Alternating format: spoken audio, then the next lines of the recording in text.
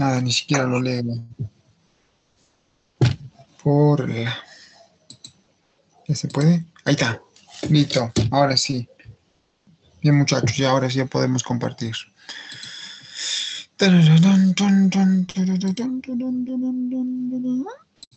Ya está. Listo. A ver. Bien.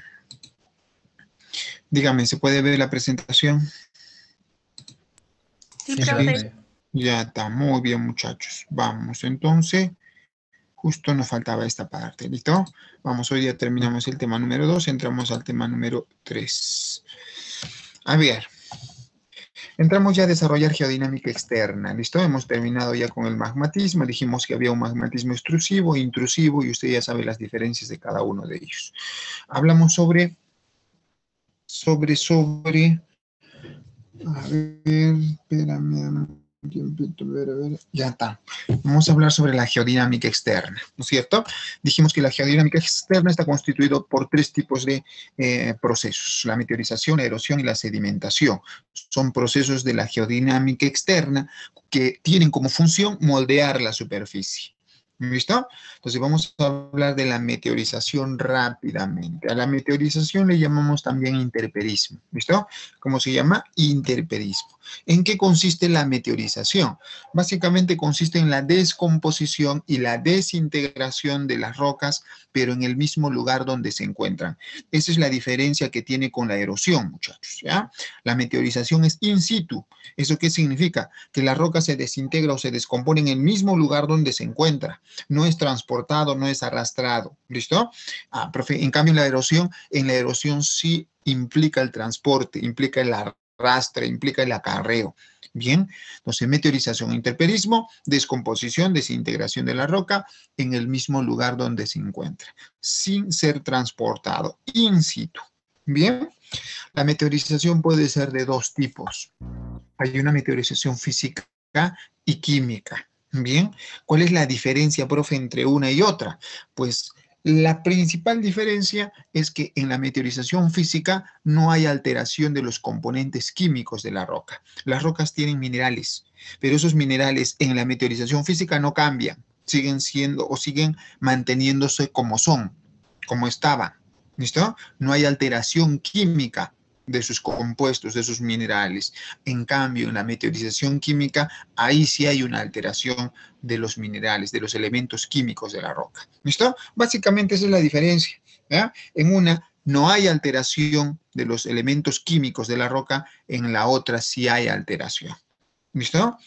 Profe, sin embargo, diremos que la meteorización física es aquella que provoca la fragmentación de la roca. ¿Ya? La roca se fractura en pequeñas partículas llamados clastos. ¿Ah? Ojo, ¿cómo se llaman las partículas generadas por la meteorización? Se llaman clastos. Bien, ya está. Profe, no altera la composición química de la roca. ¿Listo? Bien, existen diferentes procesos que provocan la fragmentación de una roca en pequeñas partículas. ¿Listo?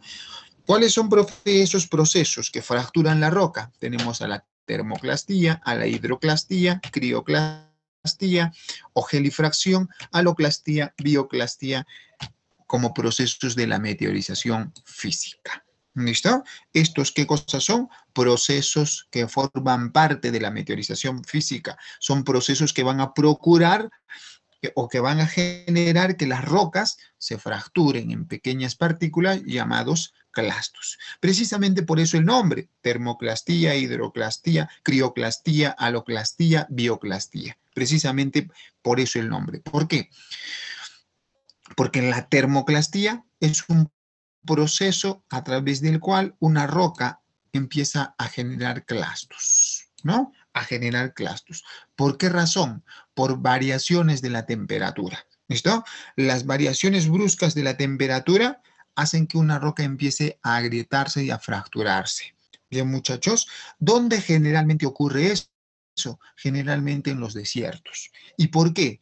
Porque en los desiertos hay muy poca humedad. Y como hay muy poca humedad, hay cambios drásticos de la temperatura durante el día y durante la noche. Durante el día hace mucha calor y durante la noche hace mucho frío. Esa variación brusca de la temperatura hace que las rocas empiecen a fracturarse. ¿Listo? Entonces, la termoclastía ocurre en zonas de menor humedad como en los desiertos, pregunta de examen de admisión. ¿Listo? Profe, la hidroclastía es aquel proceso a través del cual una roca se forma en clastos o se va a dividir en clastos o se va a fracturar por acción del agua. Bien, la crioclastía, proceso en el cual es el aumento del volumen del hielo en algunas fisuras la que provoca que la roca termine fracturándose. Acción del hielo, acción del agua, acción de la temperatura. Bien, y la haloclastía, profe, el aumento del volumen de los cristales de sal. Suele acumularse sales en las grietas, en las fisuras de una roca, y esa acumulación de las sales termina fracturando a la roca. Bien, ¿quién está actuando, profe, como agente de meteorización? Pues las sales, ¿listo? Y eso se llama haloclastía. Bien, y la bioclastía es cuando organismos vivos intervienen en la fractura de una roca. Por ejemplo, los animales, ¿no? Los animales, ¿cómo, profe? Pues al desplazarse sobre algunas rocas, pues provoca que algunas rocas se fracturen. O, por ejemplo, en las plantas, las raíces de las plantas, y el hombre también, ¿no? A través, de repente, golpeando alguna roca, pues también va a provocar su fractura. ¿Listo? Entonces, muchachos, hey, tenemos que aprender esto que está acá, ¿ya? La termoclastía. En la termoclastía, ¿quién actúa? Variación de la temperatura. En la hidroclastía, el agua. En la crioclastía, el hielo, como también se llama gelifracción. En la haloclastía, las sales. Bioclastía, organismos vivos, seres vivos. ¿Listo? Bien, muchachos. Profe, y en la meteorización química, pues la meteorización química es el cambio de la forma o la estructura química de la roca. Sus minerales que conforman una roca van a cambiar, se van a transformar. Por ejemplo, esta roquita está constituida de hierro, pero por acción del agua y del oxígeno, pues ese hierro se va a transformar en óxido de hierro. Y hay una alteración química, ¿no es cierto? El hierro pasa a convertirse en óxido de hierro. ¿Y eso qué provoca, profe? La descomposición de una roca. Ojo entonces, cuando usted escuche descomposición, automáticamente es meteorización química. ¿Listo? Bien. A ver, deme un minuto, por favor, ¿ya? Un minuto. ¿Aló? ¿Qué pasó? Escucho. ¿Sabes qué? Solo por visitar igual que estaba pasando por entrar. Estamos a todos en una comida. ¿Ya por qué crean un link, pues? Sí. Ahorita te voy a enviar un link. ¿Tú estás en todas las salas con chicos? No, es desde mi celular, porque estoy quitando las... Desde tu celular solamente digas de que entre al otro link hasta las 9:50 que termina la hora del profesor y luego entra a tu link.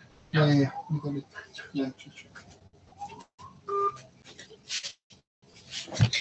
Bien, muchachos, a ver. Un momento, por favor, un momento.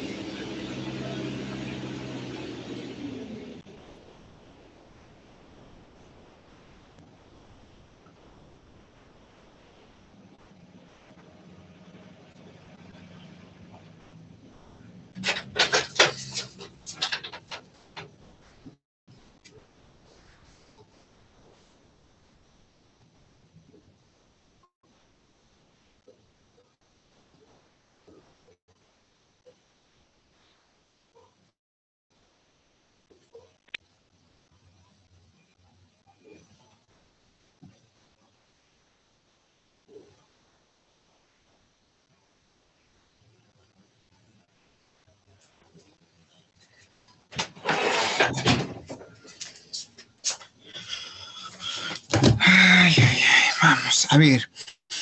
Entonces, cuando usted escuche descomposición de la roca, eso significa que ha habido una alteración química en los elementos o en los minerales que constituyen una roca. ¿Listo? Entonces, descomposición es proceso químico. ¿Listo? Desintegración, fragmentación, eso es proceso físico. ¿Listo? Hay diferentes procesos que van a provocar la descomposición de una roca, o sea, la alteración de su estructura química. ¿Cuáles son? La oxidación, la hidratación, carbonatación, lixiviación, hidrólisis y procesos bioquímicos. ¿Listo? Bien. ¿Hasta ahí alguna pregunta, alguna duda, muchachos? ¿Preguntas, dudas?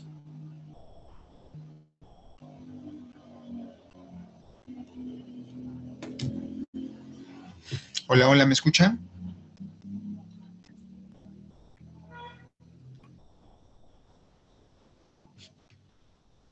¿Están ahí o no, muchachos? Díganme. No, claro, profe. Hable, ¿ya? A ver, geodinámica externa, vamos con la erosión, ¿ya? Hemos hablado ya del primer proceso, meteorización, ahora vamos por la erosión y la sedimentación, ¿listo?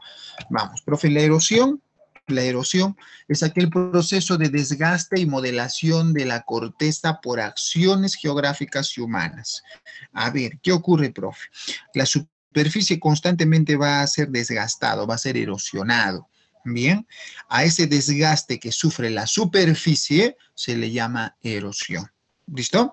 Bien, ¿quién provoca el desgaste de la superficie? Diferentes agentes, la lluvia, el viento, los ríos, el hielo, etcétera, etcétera. El mismo hombre, ¿no? Al desgastar una montaña para poder obtener algún tipo de material, ¿cierto?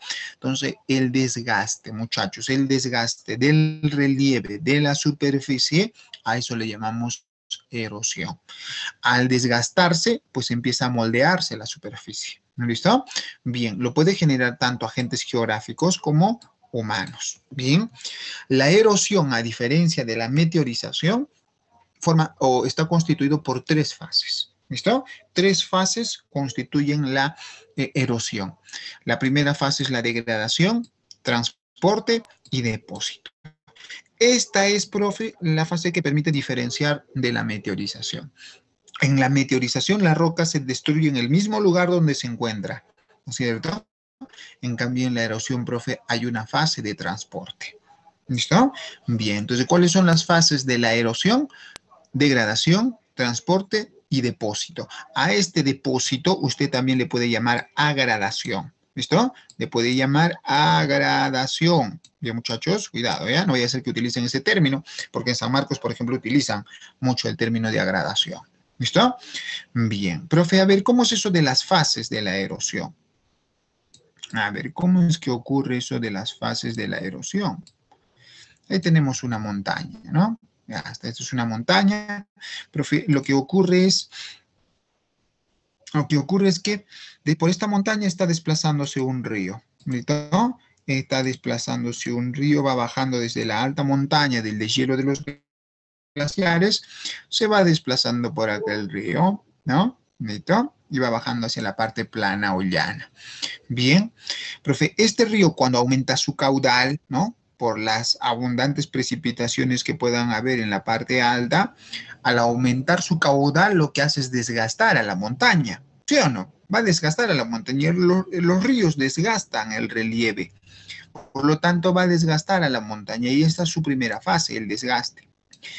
Ese río, todo el material que ha desgastado, lo va a transportar. La misma fuerza del agua transporta ese material desgastado. Ah, profe, ahí está la fase del transporte, ¿no? Las rocas van a ser arrastrados. La tierra, la arena, la arcilla, todo eso va a ser arrastrado por la misma fuerza del río. Bien, para finalmente todo ese material que está arrastrando el río, depositarlo en esta zona.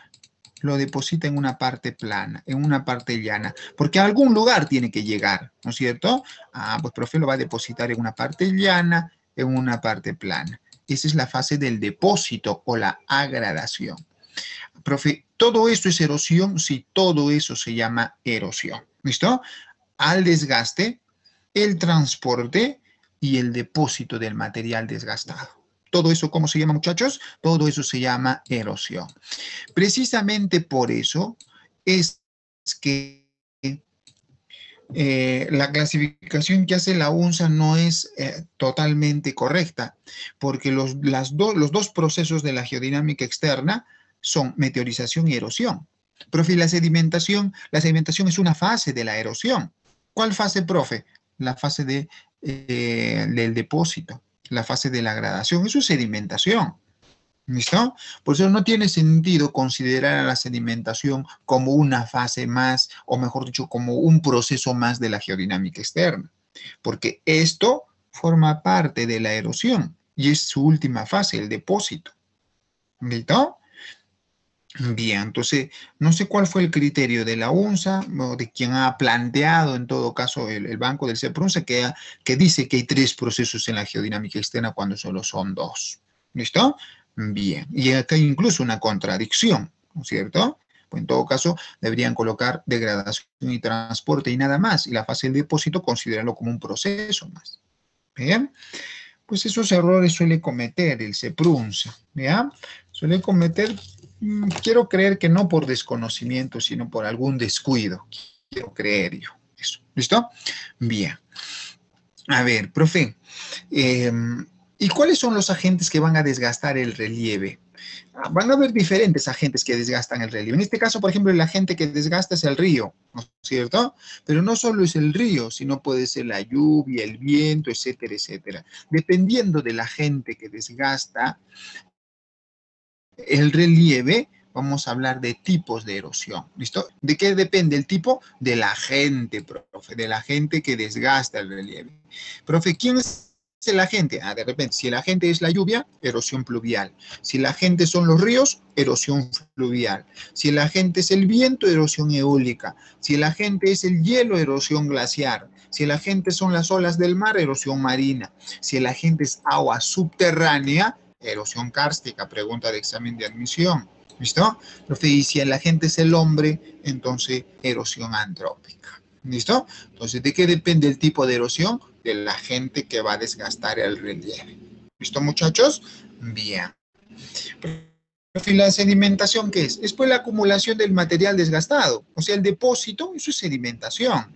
¿Listo? Mira, la acumulación o agradación del material desgastado y transportado. Eso es sedimentación. Por lo tanto, profe, esta acumulación, esta agradación es una fase más de la erosión, por eso no tiene sentido que sea considerado como un proceso más.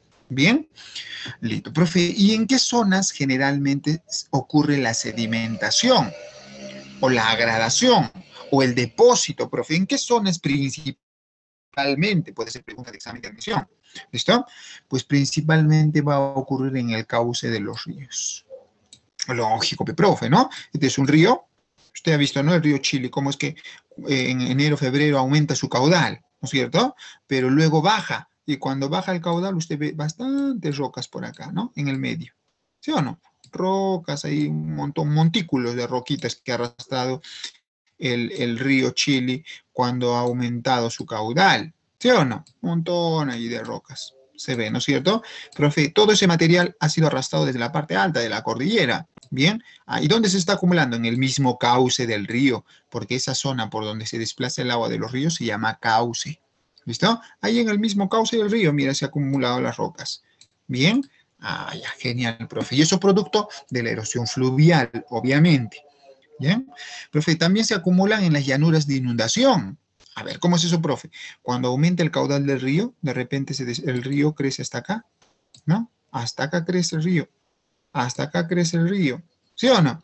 Profe, toda esta zona en época de crecida del río, pues es agua, pero cuando disminuye ya el río solo lo que está a la mitad. Profe, esto de acá ha quedado pues ya sin agua, pero ¿qué hay, profe? Hay material. Haya quedado esparcido el material, profe, ¿no? Ahí está el material. Ya no hay agua ahí, sí, pero hay material que en algún momento el río, cuando estaba en su época de crecida, ha depositado en esa zona, ¿no? Bastante material. Profe, y esa zona que es una llanura, pues, ¿no? Una llanura de inundación. Esa llanura se había inundado, ¿no? Toda esta zona se había inundado. Profe, y en esa zona de inundación ha quedado material. ¿Listo? Profe, también ocurre en las llanuras de inundación. ¿Dónde también? En los embalses o canales artificiales. ¿Sí o no? Claro, profe, un embalse, ¿qué cosa es? Una represa, ¿no? Un embalse es una represa. Ahí está, profe, esta es la represa, ¿no? Y esa represa está llegando a un río, pues. Está depositando agua. Pero ese río, cuando deposita en ese embalse, en esa represa, no solo va a depositar agua, sino también materiales, ¿no? Todos esos materiales, ¿dónde se acumulan? En la parte baja, acá, ¿no? Acumulación de material. ¿Eso qué cosa es? Eso también es acumulación, agradación, sedimentación. ¿Dónde, profe? En los embalses o en los canales artificiales. Bien. Listo, muchachos. Ojo, ahí son algunos de los lugares donde ocurre sedimentación o acumulación. Hay más, por ejemplo, en el pie de los nevados. Esto es un nevado, ¿no? Ahí, profe, en el pie de los nevados también se acumula material. ¿Listo? Pero ¿qué tipo de material, profe? Rocas, pues esto es un nevado, ¿ya? Pero un nevado permanentemente pierde estabilidad. Bloques de hielo van cayendo, ¿no? Van bajando hacia la parte baja. ¿Listo? Profe, y cuando el hielo empieza a deslizarse hacia la parte baja, pues también va a arrastrar algunas rocas. Todas esas rocas van a empezar a acumularse acá. ¿Listo? Profe, en el pie de los nevados, en el pie de los glaciares, usted va a encontrar acumulación de rocas. Bastantes rocas. Profe, ¿y por qué, profe, tanta roca hay? Es que el hielo, al descender de la parte alta, también ha arrastrado rocas. ¿Listo? Profe, ¿y cómo se llama esa acumulación de rocas que está en el pie de los glaciares? Ojo, esto ya fue pregunta de examen de admisión, muchachos. ¿Ya? ¿Cómo se llama? Se llama morrena. ¿Listo? Se llama morrena. Una morrena es un cúmulo, una acumulación de rocas producto de la erosión glaciar. ¿Listo? Se llaman morrenas. Bien, muchachos, no vaya a ser que esto pregunten en el examen. Bien, ¿qué tipo de erosión?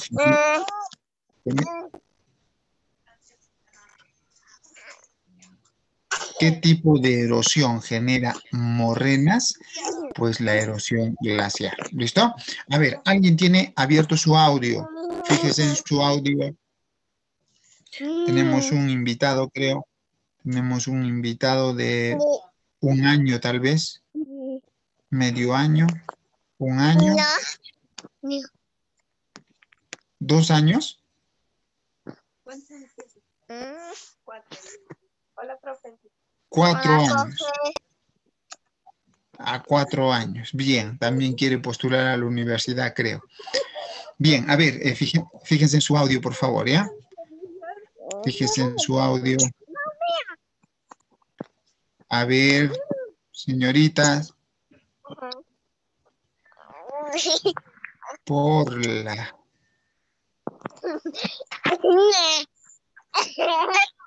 A ver, ¿quién tiene abierto su audio?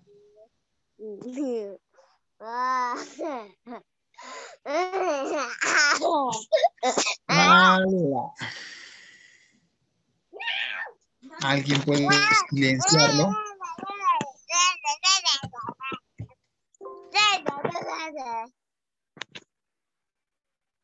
Profesor, ¿Yo puedo?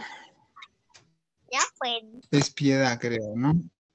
Ya sí, está. usted es anfitrión. Ya lo silenciamos, era Piedad. Sí. ¿Qué ha pasado? Ha dejado Piedad ahí. Ya, pues bueno, ya, ni modo. Ya esas cosas suelen pasar, muchachos, ¿ya? Suelen pasar. A ver, vamos, sigamos. ¿Hasta ahí alguna pregunta, alguna duda, muchachos? ¿Preguntas, dudas? ¿Quedó claro qué cosa es la sedimentación? ¿Qué cosa es la erosión? ¿La meteorización? ¿Sí? Por la hora no quieren hablar. ¿Quedó claro o no, muchachos? Sí, profesor. Todo claro, Ya. profe. Hablen por la... A ver, vamos. Vamos a desarrollar esto más porque probablemente pueden preguntar esto, ¿ya? Vamos a hacerlo rapidito. A ver, ¿cuánto tiempo tenemos? 34. Ojalá que lo podamos terminar, ¿ya, muchachos? Rápidamente, ¿ya? Escúchenme acá. A ver, la diferencia entre un fenómeno y un desastre básicamente es que un fenómeno natural no necesariamente causa daños a los seres humanos, no afecta directamente a los seres humanos. En cambio, si ese fenómeno se manifiesta con gran intensidad y en una zona donde hay población y afecta directamente a los seres humanos, entonces se convierte en un desastre. ¿Listo? Un desastre, ¿qué cosa es? Son eventos no frecuentes, súbitos, que afectan de manera negativa, intensa y directa al hombre. ¿Listo? ¿Cómo lo afecta, profe? Generando pérdidas humanas y materiales. Profe, esto de acá puede ser muy violento, ¿no? Esta erupción es bastante violenta, pero no es un desastre, es un fenómeno. ¿Por qué? Porque no hay una afectación directa a los seres humanos.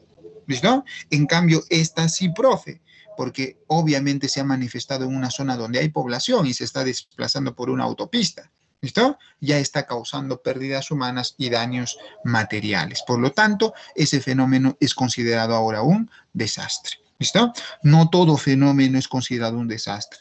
Bien, listo. Tiene que generar una afectación directa y negativa a los seres humanos para ser considerado desastre. ¿Listo? Bien. ¿Cómo se calcula el riesgo de un determinado lugar? Todos los lugares están expuestos a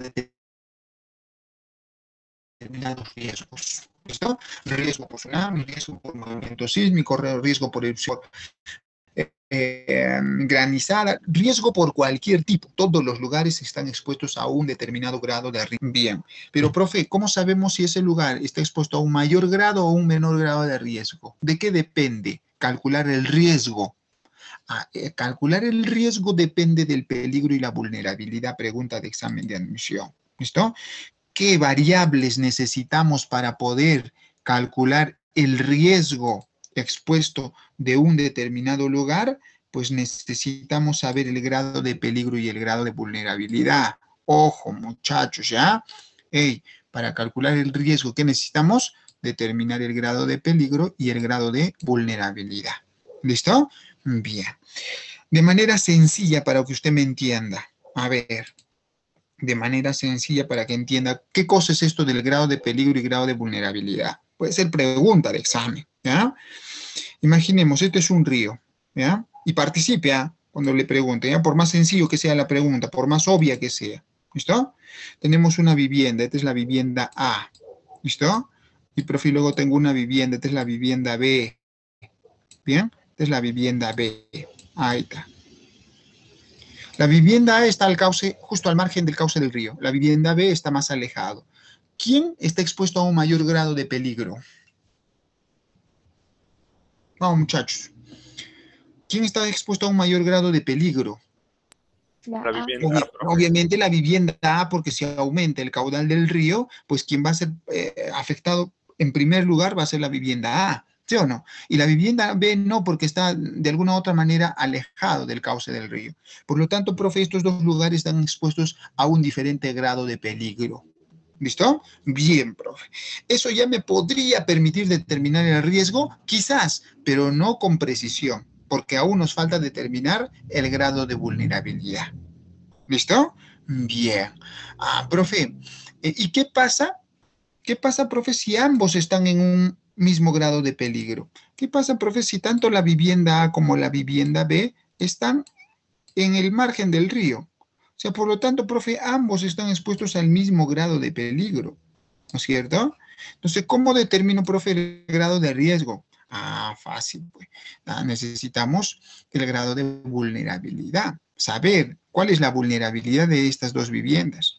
Imaginemos que la vivienda A está construido pues, con material noble, con un cimiento bastante profundo, con varillas de hierro, ¿no? Bastante resistente. En cambio, este está construido de manera artesanal, ¿no es cierto?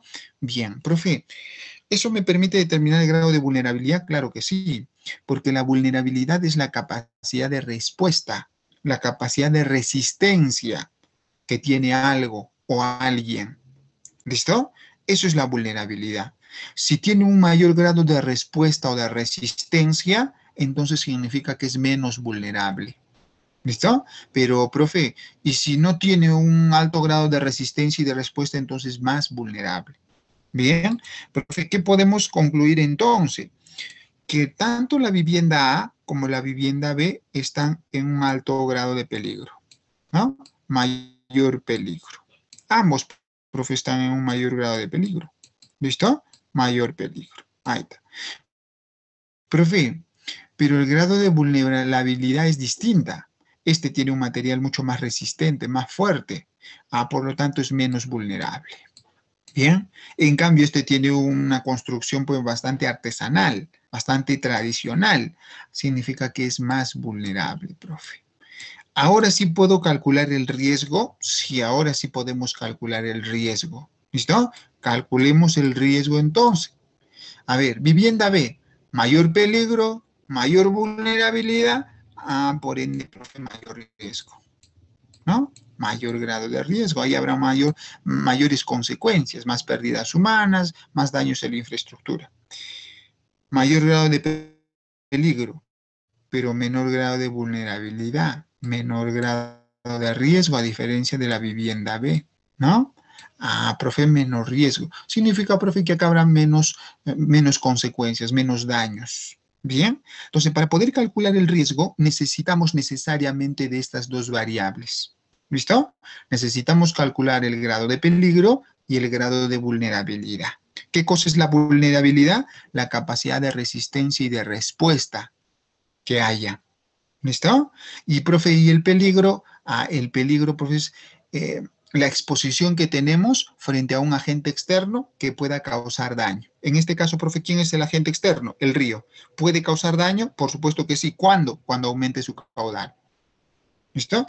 Entonces estamos expuestos a un grado de peligro.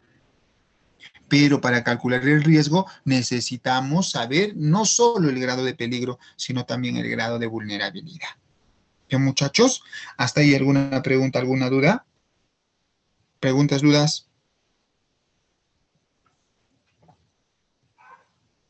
No, profe. Todo claro, profesor. Bien, ya está. Si entendió eso, entonces vamos bien, ¿ya? A ver, profe, por ejemplo, Arequipa está constantemente expuesto a diferentes tipos de riesgo, ¿no? Claro, Arequipa está expuesto a riesgos por movimiento sísmico, está expuesto a riesgo por erupción volcánica, está expuesto a riesgo de repente por descensos de la temperatura, está expuesto a riesgo del fenómeno del niño, el fenómeno de la niña, ¿no? Entonces, profe, Arequipa está expuesto a diferentes tipos de riesgo, pero ¿cómo calculamos si el riesgo es mayor o es menor? Dependiendo de qué, del grado de peligro al que estamos expuestos y del grado de la vulnerabilidad, ¿no? Dependiendo, profe. ¿No? Va a depender de eso para poder determinar el grado de riesgo frente a cualquier tipo de acontecimiento o evento. ¿Listo? Bien. Profe, ¿y qué situaciones nos pueden poner en riesgo? Pues en riesgo nos pueden poner situaciones tanto naturales como situaciones sociales, antrópicas, humanas. ¿Ya? O sea, los fenómenos naturales nos ponen en una situación de riesgo, por supuesto. Claro que sí, y son los que principalmente nos ponen en situación de riesgo. Por ejemplo, ¿qué situaciones, qué eventos naturales? Movimientos sísmicos, maremotos, erupciones volcánicas, deslizamientos, huaicos, derrumbes, salud, etcétera, etcétera, etcétera. Bien, profe, acá abajo, riesgos biológicos, epidemias, pandemias, la que estamos viviendo, ¿no? La población arequipeña y la población mundial está expuesto permanentemente a un alto grado de riesgo respecto a un virus que ya provocó una pandemia, ¿no es cierto? Y así como estos, profe, hay diferentes situaciones naturales que pueden ponernos en una situación de riesgo. ¿Hay una clasificación? Sí, y usted tiene que manejar esa clasificación. ¿Listo? Eventos naturales provocados por la geodinámica interna, aquí los tres. Eventos naturales provocados por la geodinámica externa, 4. ¿Ya? Tiene que manejar usted eso, ¿ya? Porque eso le van a preguntar. ¿Cuáles de las siguientes alternativas nos colocan en una situación de riesgo por agente interno? Por agente interno, pues sismos, maremotos y erupciones volcánicas. Por agente externo, deslizamiento de tierras, huaicos, derrumbes, salud. ¿Listo? Profe, por fenómenos hidrometeorológicos, ahí los tienes, una mayor cantidad de listas, ¿no es cierto? Y por riesgo biológico, epidemias, pandemias y plagas. Bien, profe, pero no solo los eventos naturales nos ponen en situación de riesgo, también el ser humano. Él mismo se pone en una situación de riesgo, generando incendios por algún descuido, explosiones, fuga de gas, derrames, incluso, muchachos, la subversión y el terrorismo es considerado como una situación de riesgo antrópico. Bien, ojo, entonces todos estos eventos, sean naturales o sean sociales, nos ponen en una situación de riesgo Y al ponernos en una situación de riesgo, hay una probabilidad de que hayan daños humanos y daños a la infraestructura, daños materiales. ¿Listo? ¿De qué va a depender, profe, que haya mayores daños o menores daños? Del peligro y la vulnerabilidad. ¿Listo? Bien. ¿Preguntas, dudas hasta ahí?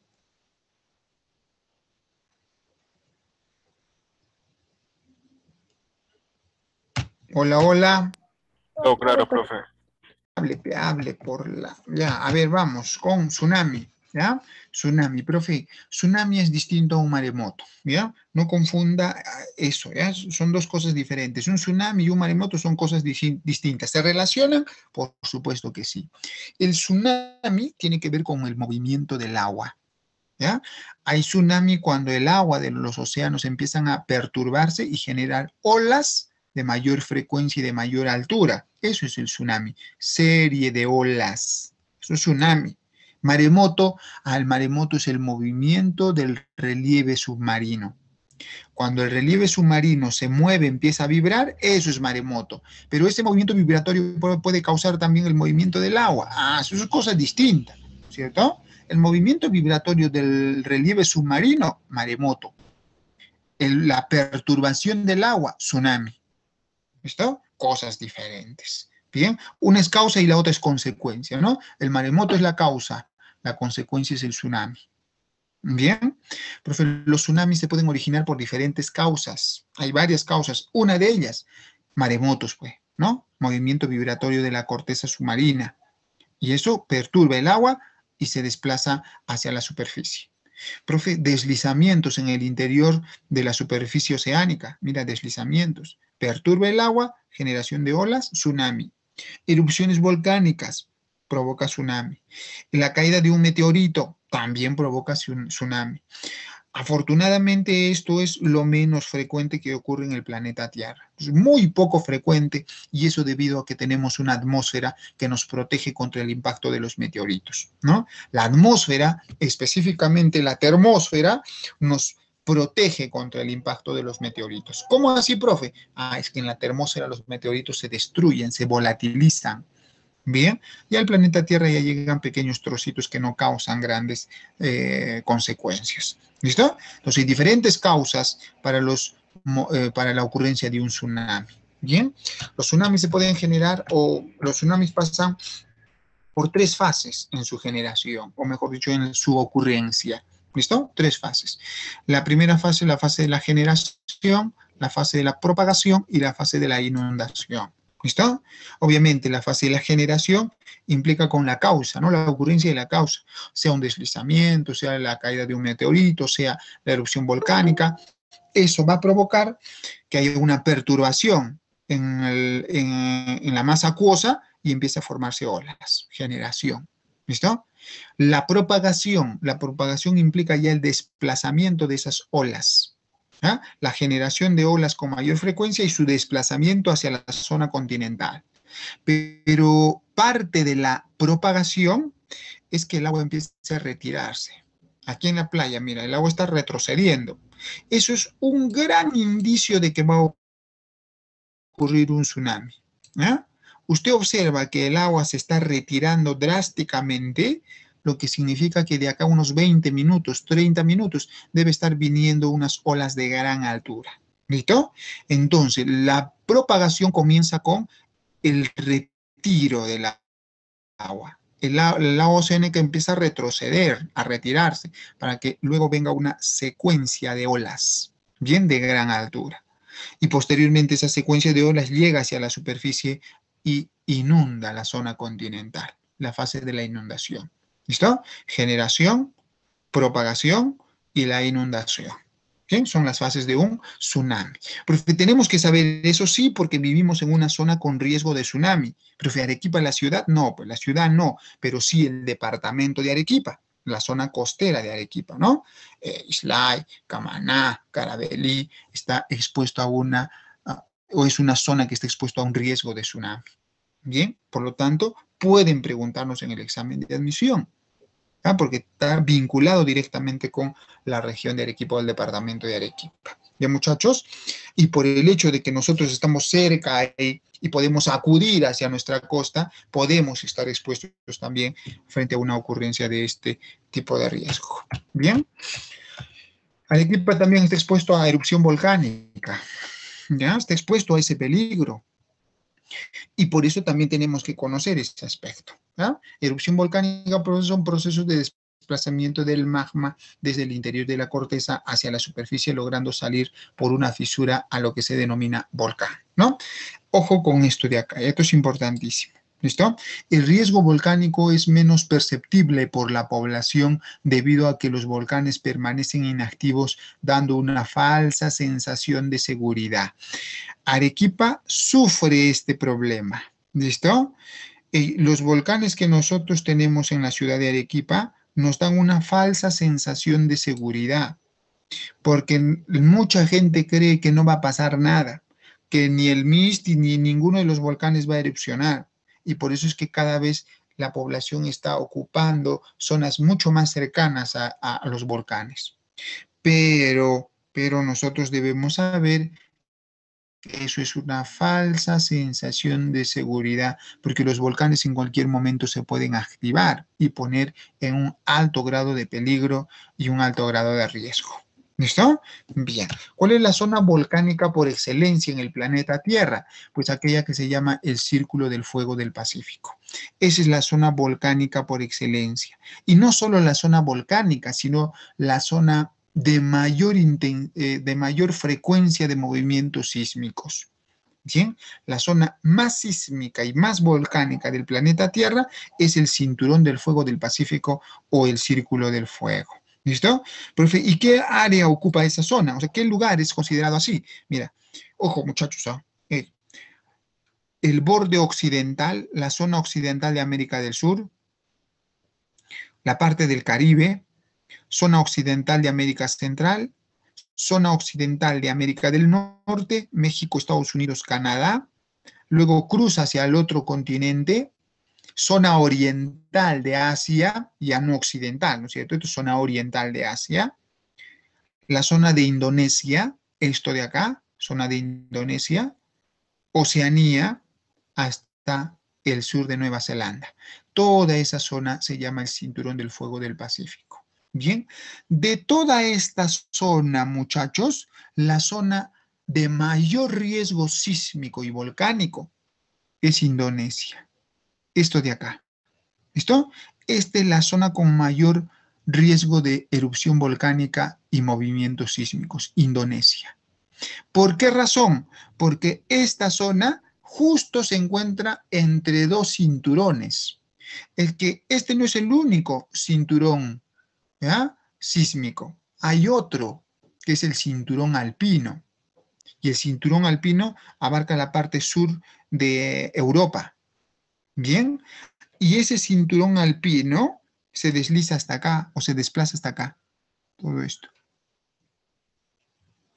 Ese cinturón alpino y continúa por el otro lado, ¿no? Ese es el cinturón alpino. Profe, ¿y el cinturón del fuego? Ah, el cinturón del fuego está por acá, mira. Mira todo eso. O sea, profe, la zona de Indonesia justo está en el cruce de esos dos. Sí, por eso es la zona de mayor intensidad sísmica y volcánica. Pregunta de examen de admisión. ¿Listo? Pregunta de examen de admisión. ¿El Perú, profe, está en el cinturón del fuego del Pacífico? Sí. ¿Qué parte de la parte sur del Perú? ¿No? Tacna, Arequipa, Moquegua, parte de Ayacucho. ¿Listo? La zona más volcánica y sísmica del Perú, el sur del Perú. Bien. ¿Y por qué, profe, esta zona es la zona de alta actividad sísmica y volcánica? Por la convergencia de placas. ¿Listo? Aquí vamos a encontrar una gran convergencia de placas. ¿Listo? Aquí, por ejemplo, la convergencia de la placa de Nazca con la placa sudamericana. ¿Sí o no? Claro. ¿Ya? Por eso tiene una alta actividad. Aquí, profe, también placa con esta placa. Aquí, profe, placa con esta placa, ¿no? Bastante convergencia. ¿Listo, muchachos? Bien. A ver, en los Andes, dice, en los Andes centrales se genera la subducción de la placa de Nazca y debajo de la placa continental y sudamericana. Y eso, pues precisamente nos pone en una situación de riesgo. Bien, que origina un arco volcánico denominado la zona volcánica central de los Andes, ¿no? El arco volcánico que usted conoce, ¿cierto? El arco volcánico. A ver, en los últimos 500 años han manifestado actividad 7 volcanes. ¿Listo? ¿Cuáles son esos 7 volcanes? Sabancaya y Misti en Arequipa, Erubinas, el Huaynaputina y el Tixani en Moca. Bien, son los 7 volcanes que han tenido actividad en los últimos 500 años. Existen hasta el momento 7 volcanes que han presentado actividad eruptiva en los últimos 500 años. Pero los últimos 500 años es mucho. Algo más próximo. En los últimos 20 años se han reactivado 2 volcanes en el Perú. Los últimos 20 años. ¿Cuáles son? El Sabancaya y el Ubinas. ¿Listo? El Sabancaya, profe, en Arequipa y el Ubinas en Moquegua. Son los 2 volcanes en actividad en el momento. Profe, de los 2, ¿cuál es el más activo? El Sabancaya es el más activo de los 2. ¿Listo? Bien. ¿Preguntas, dudas hasta ahí? ¿Preguntas, dudas? No. Bien. Listo. Esto de las partes de un volcán, creo que ya no. Esto por favor, y esto es importante también. Ya lo lee esto de las partes de un volcán, ¿ya? A ver, toda gestión de riesgo tiene que involucrar estas 3 fases, estas 3 etapas, estos 3 aspectos, ¿ya? Gestión de riesgo implica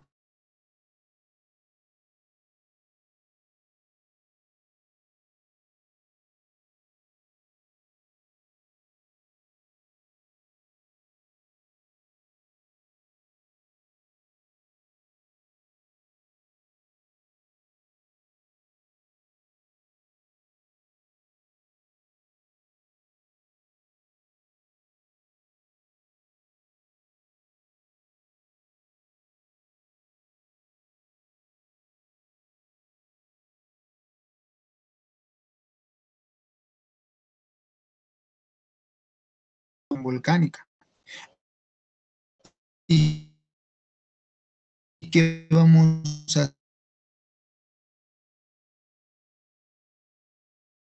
hacer?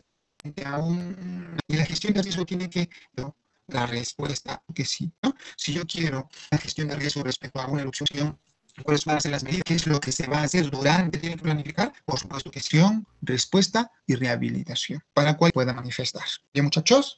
Listo. Bien, con esto hemos terminado. Bien, listo. Si no hubiera alguna pregunta, alguna duda, tómale también una captura a esto. ¿Cuáles son las amenazas por erupción volcánica? Por ejemplo, flujos piroclásticos, caída de tefra o lluvia de ceniza, proyectiles basálticos, flujo de lava.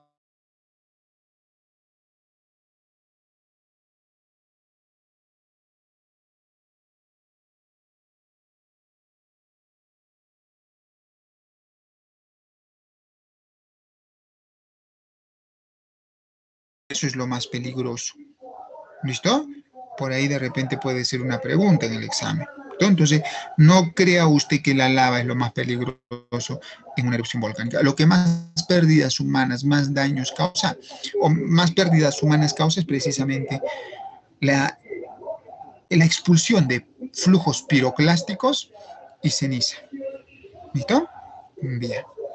¿Preguntas, dudas hasta ahí? ¿Preguntas, dudas?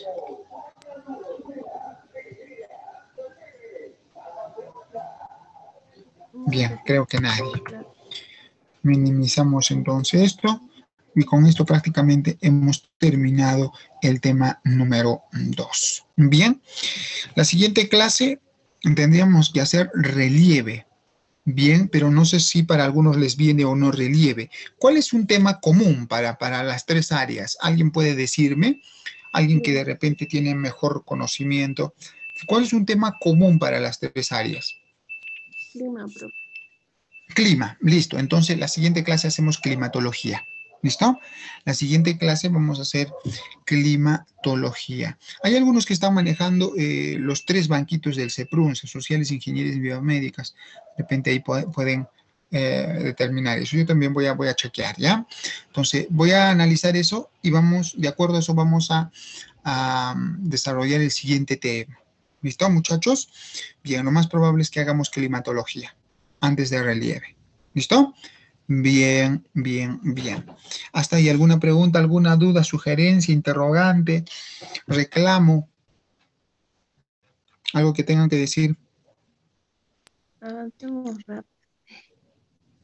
Diga, señorita Eliana. Avancemos rápido. Avancemos rápido. Sí. Ya, pero si estoy avanzando rápido, ¿es muy lento? No, por si acaso. Ah, Entre paréntesis, entre paréntesis. entre paréntesis, ya. Si eres Eliana, ya. Pues yo estoy avanzando rápido, ¿sí o no? Pues ya, o sea, el problema es que tenemos una sola hora, y en una sola hora, pues muchachos, no se puede hacer mucho, ¿no? O sea, yo puedo avanzar rápido, sí, pero una hora a la semana no, pues no va, pues, muchachos, ¿ya? Entonces, vamos a tratar de corregir esa situación, ¿listo? Pero al margen de eso, pues estamos desarrollando completo cada tema. O sea, si viene tema 1, si viene tema 2, o sea, usted no puede fallar en esos temas, ¿no? O sea, esos temas ya están ya bien zanjados. Ya, si usted falla en el tema 1, tema 2, ahí sí, ya es un problema ya, ¿no? Porque yo lo he desarrollado bien, completo, punto por punto, ¿listo? Así que bueno, por lo menos ya tenemos seguridad en esos dos temas. Bien, y luego ya haremos el tema de climatología y así vamos avanzando. Tenemos 5 semanas, ¿no? Ya voy a coordinar con el profesor Araujo para poder incrementar una hora más del curso de geografía. ¿Listo? Sí, nos falta coordinar nada más con el profesor Henry. ¿Listo? Bien, muchachos, nos vemos entonces hasta la próxima clase. Chao, chao. Chao, Eliana, no reniegues, ¿ya? Y ve repasando tú, Eliana, por tu cuenta, pues si tienes el banco de pronunciar, repasa, tú adelántate a todos los temas, es más, ya dominarás todo ya, ¿no es cierto? Entonces tú lo que quieres es simplemente que te haga preguntas, respuestas. Y si hay alguna duda por ahí, pregúntame, interrumpe, profe, yo he leído del tema tal, esto y no le entiendo. Ah, ya, yo me hago una pausa y te explico eso, ¿no? Te